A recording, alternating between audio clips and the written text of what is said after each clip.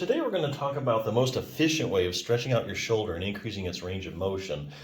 Lots of different techniques, lots of different ways of stretching, but here we're just talking about that will work, but we're talking about the most efficient way for you, okay? It's a static stretch, so that's where you put your arm in a position and you would hold it there statically without bouncing or anything. You just hold it.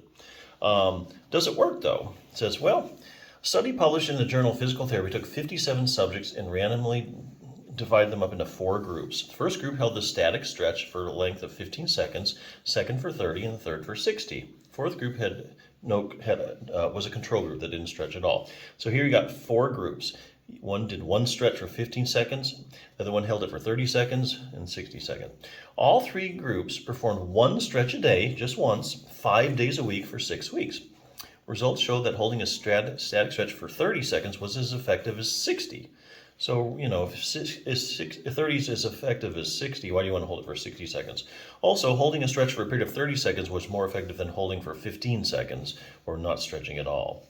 Looks like if you hold a stretch for 15 seconds, it doesn't do much to make you more flexible. So just remember that. On the other hand, holding a stretch for 30 seconds does work, and as well as 60 seconds.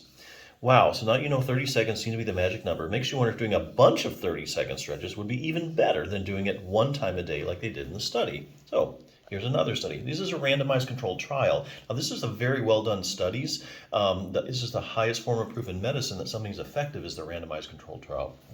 Yet another randomized controlled trial done several years later set out to research not only the optimal length of time to hold a static stretch, but also the optimal number of times to do it. So this time they took 93 subjects, randomly put them into 3 1-minute stretches, 3 30-second stretches, okay, a 1-minute stretch, and a 30-second stretch, or a control group that did nothing at all, which is superb. The results, not surprising, was the fact that all groups that stretched became more flexible than the control group that didn't stretch.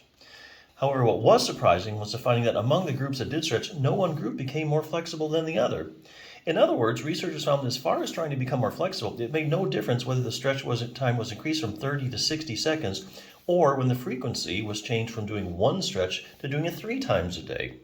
So here we have yet another randomized controlled trial, the kind of study that provides the highest form of proof in medicine, which is showing us once again that holding a 30-second stretch is just as effective as 60 seconds. And to top it all off, doing the 30-second stretch once a day is just as good as if you did it 3 times a day. All right, interesting, other randomized controlled trials have also supported the effectiveness of the 30-second stretch. So there you go. That's the most efficient way of increasing range of motion in your shoulder, or other muscles as far as that goes.